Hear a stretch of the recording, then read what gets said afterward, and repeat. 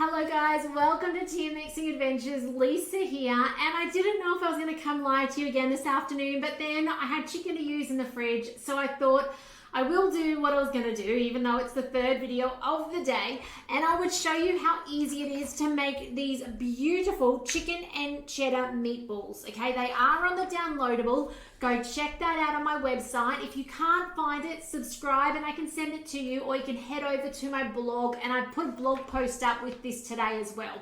So you can find it there if that's better for you to find, okay? But do subscribe over there because that's where you're going to get latest news from me. Once a month you'll get a newsletter and it has a sneak peek of what's coming. You'll also get some resources come to your email account that you can click on that have other recipe ideas, suggestions and things like that. So lots of things to help you get more out of your Thermomix.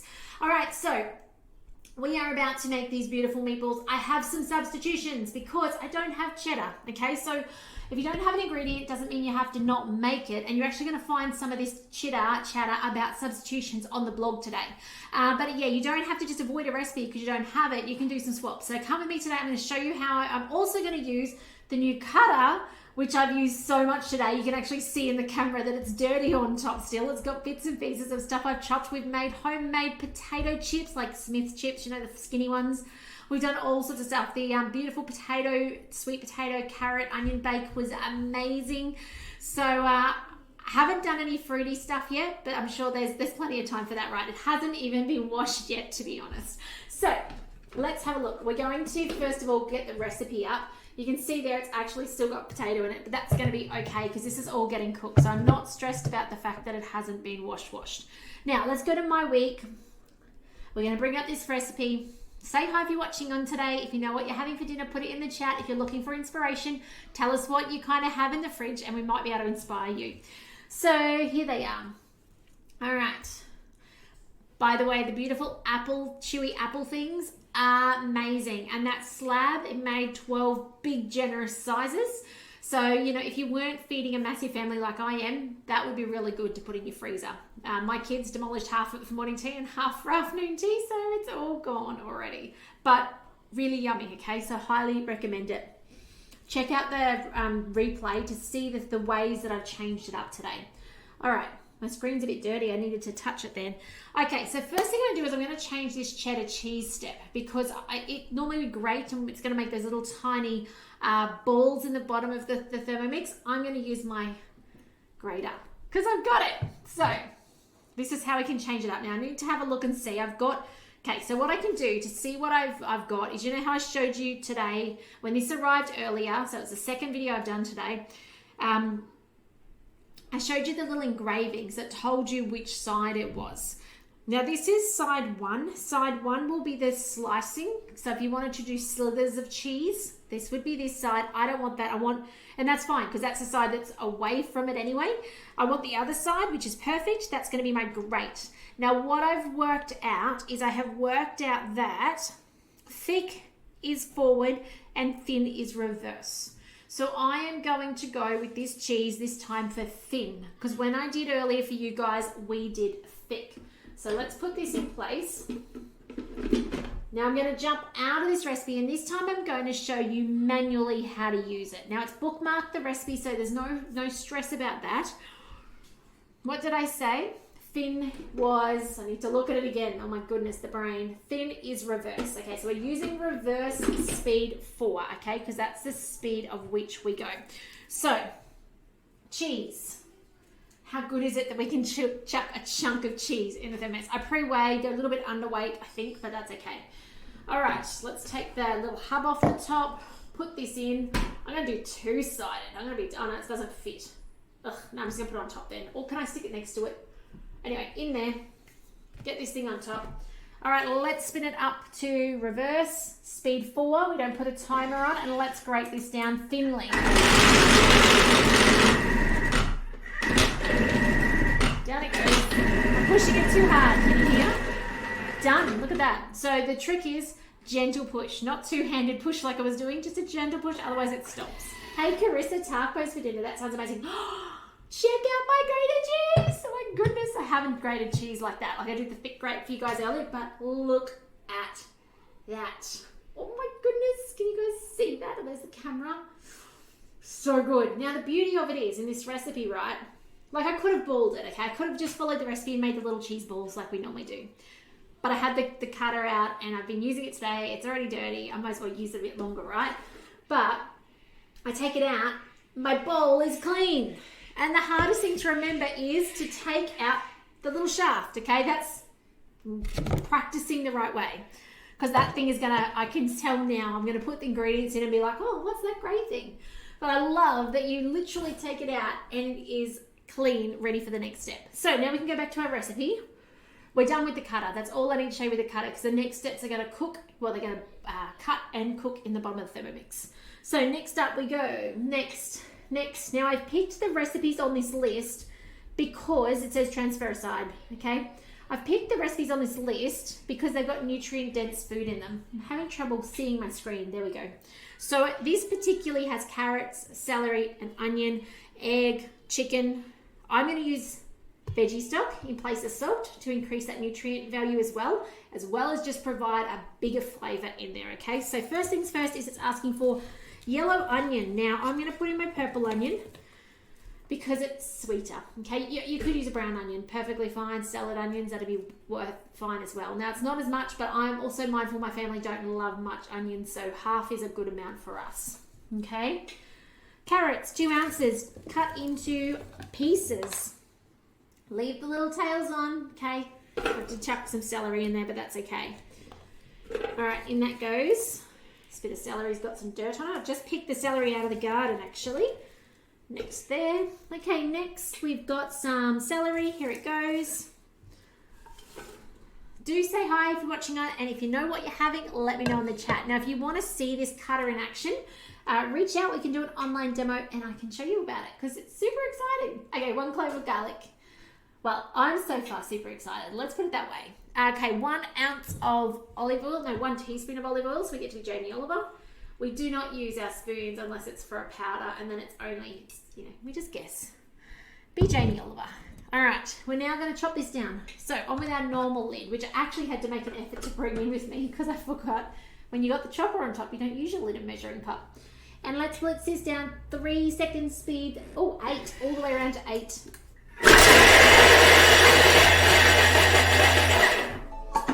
Oh, you can hear that was done super quick. Next up, scrape down the sides with a spatula, place the simmering basket on top. Let me give you a look at what that looks like. Woo, how cool is that? So this is going to be in with our chicken. It's going to make our flavour beautiful in there. You know what? I'll scrape down I won't scrape down the sides. I didn't bring a spatula in with me. I have spoons. That doesn't quite cut it, does it? Let's carefully scrape down the side with a spoon. The reason we're scraping down the side is we're going to, oh look, there's a chunk of onion. I'm going to chop that off. I'll cook it first and I'll chop it second. But the reason we scrape down the sides is we're going to soften these veggies up. So it's got a 3-minute cook, speed 1, 250 degrees Fahrenheit. So if you are cooking along to these recipes, these cook times are the times to actually get your next step ready. We did say put the simmering basket on top, so I'll follow the safety guidelines. So, and not throw the cheese on the floor. So yes, in these recipes, most main meals have a cook-off time, and the cook-off time is absolutely perfect for you to either put ingredients away or be getting your next things prepped. So if you are cooking along to this later, you are going to need some chicken mince or diced up chicken. Now I'm using thigh today because that's what I had defrosted in the fridge that actually needs using. It was kind of on my, I should use that for dinner list. I thought I might have put one of the kids to making a curry tonight. But I've got this and I want to show you this. I want to inspire you with these awesome 16 recipes this month. So I've got thigh. Thigh is actually not ideal for mincing. Now you're probably thinking why? And I'll tell you why. I'm going to tell you all the thought processes behind it so you understand when you're making choices on what to pick. The reason being is it's got fat on it often, okay? And that's fine. Fat brings the flavor to it. There's nothing wrong with that. It's quite filling.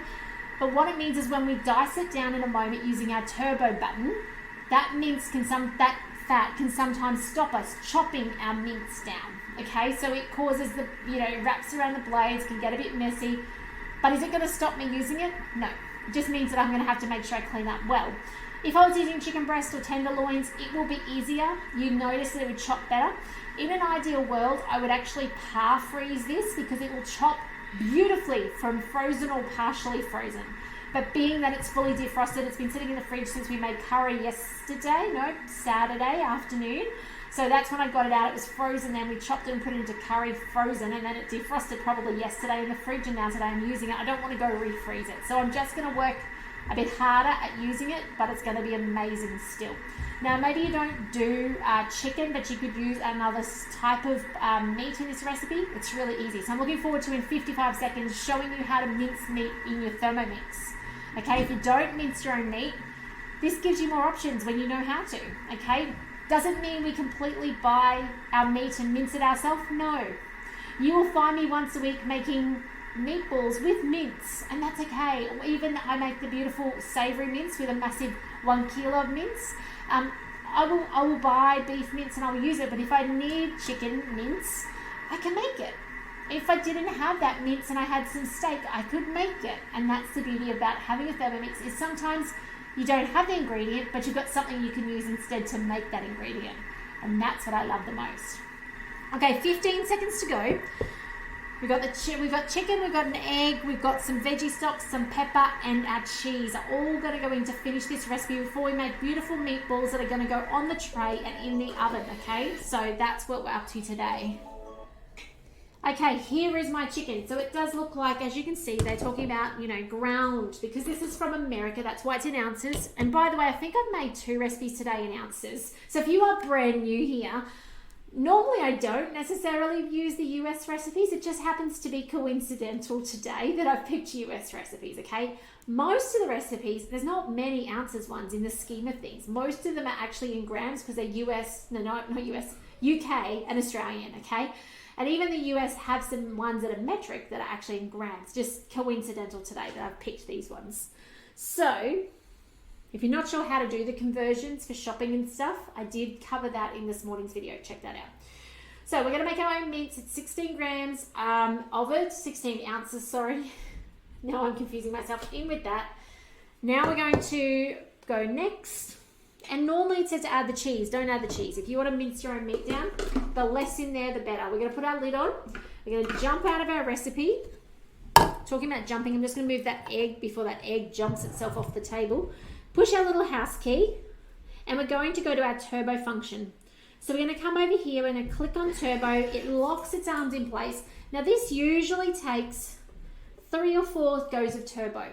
If I was using a leaner meat, I am using something that's got that fiber in it. We'll have to see, and we'll just test. We'll take the lid off and look. So I'm going to spin my dial. Off it goes. Oh, it's telling me it can't because it's too hot. Okay, in that case, let's just give it a stir because I just need to dislodge that beautiful warm food off the bottom. I did wonder if it was going to do that to me. Best laid plans. If I could put this cool chicken on the bottom. And by the way, it doesn't matter that it's hot and the chicken is cool. By the way, not recommended to use a teaspoon in your bowl. You'll probably scratch your bowl. My bowl is well loved already. Okay, this is how long we had the TM6 for? 4-year-old bowl. I'm not worried about that, but what I'm trying to do here is just get that hot food off the base. And if you're not sure how to read your machine to know that temperature, it is actually, let me push that out. There we go. See the little number showing there above the 3 lines? If I was aiming for a temperature, you would actually see the 3 lines into a large number. Okay, I'm not aiming for a temperature. It's just telling me the residue temperature, which is 80 degrees, which by the way is probably too hot still. So I just need to make sure this lovely icy, there's a clump there, that's why. There's a clump of the mixed veggies still on the bottom. All right. Now this is happening, this delay is because I'm trying to mince my own meat down, right? If you're using mince, you wouldn't need to. If you were doing it in your own kitchen, obviously you don't have to be in such a hurry as I am today because I'm trying to show you. Now what I'm going to do to try and speed this process up further is I'm going to start this mincing process spinning the dial up to speed. Now I wouldn't normally do this. I would normally just go to turbo. It doesn't like that the bowl's still 75. It said it wants to get under 60. So I'm now looking at shortcuts to try and do so. So come with me today, just hang with me for a second and let's see if we can do this. So I'm just going to spin it up to speed 9. Now it's going up slow because it's hot, but in doing so,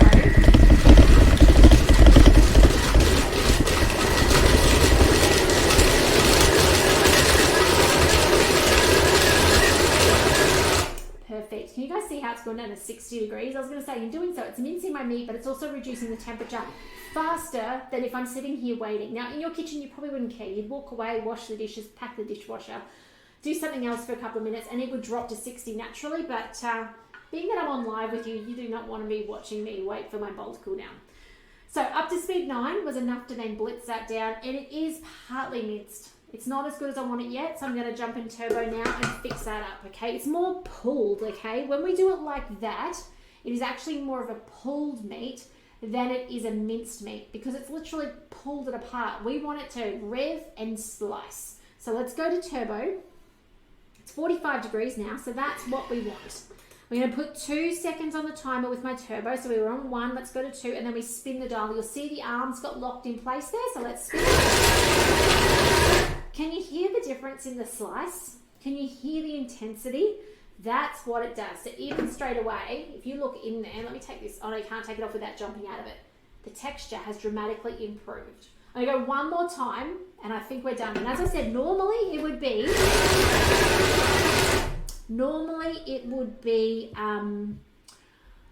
3 goes, sometimes 5 goes of the turbo button, but because we did that partial pull at the beginning, that is much better. That is looking like more of a mince.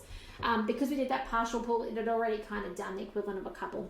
Okay, in with our cheese. Let's do this. Oh my goodness, that cheese is just divine. Excuse the back of the roll for a second. Okay. I really wish I bought a spatula, and I'm sure I had 2 in here earlier, but I suppose I have done 3 dishes today, so that's probably why I've misplaced one. All right. Next, breadcrumbs. I am skipping breadcrumbs, and I'm going for rolled oats, okay?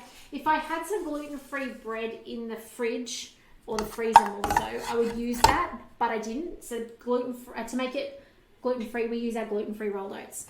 1 large egg. I'm not sure it's the largest egg in the bunch out there, but anyway, I asked the children to get me one, and that's what I got. In that goes. That's our binder, okay? If you can't do egg, you could skip it out in this recipe, especially if you are using your standard flour. You'll find it'll still work. It might just be a little crumbly, okay? You could make yourself a flaxseed egg or an aquafaba egg, so there are options as well for binding your food. To finish off with, salt and pepper. Now, half a teaspoon of salt. I'm going to put in 1 teaspoon of veggie stock because veggie stock is just next level, okay? So typically I double my veggie stock. Like if it says salt to veggie stock, I'll double it. And there are times I'll go a little on the lighter side because it's easier to add salt later rather than we shouldn't add it earlier. Last things last is some pepper. No, it's not, but I'm going to add pepper anyway, because it just seems to make sense to me to add pepper. All right, finishing off. 5 seconds, let's mix this through. And this is going to be the end of the Thermomix part of this recipe.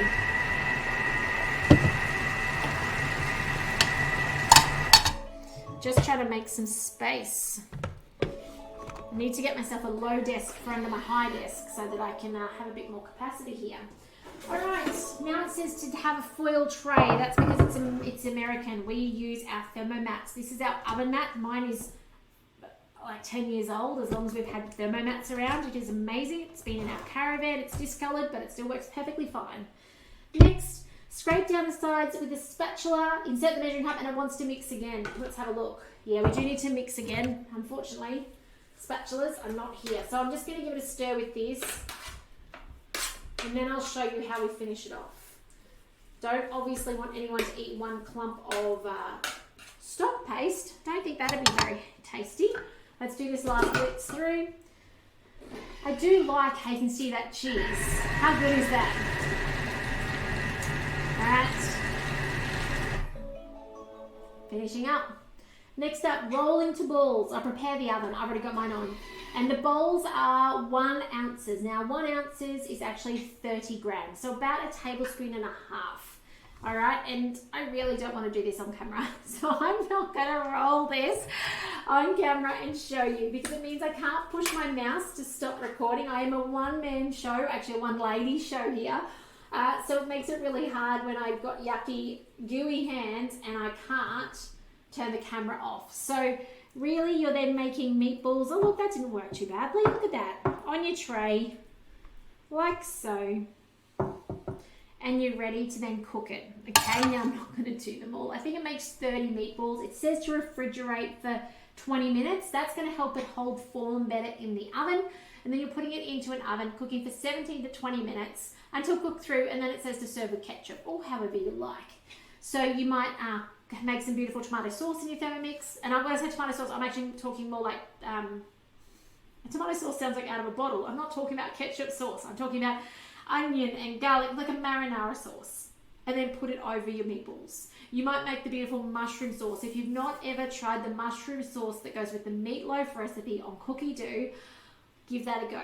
If you like mushrooms, it is just amazing. Okay, I haven't done it in a while and I need to do it now. I'm just talking about I need it. Pouring it over something like this is just amazing. You can serve this with roast veggies. There's so many ways that you can serve these beautiful meatballs. And that there is the example I'm going to show you of my meatball. The other thing I do have in the cupboard that I probably should have brought in to show you was actually I've got a beautiful ice cream scoop. And those of you who have watched the meatball recipes before, you'll see that I'll use the ice cream scoop with a little squeezing handle.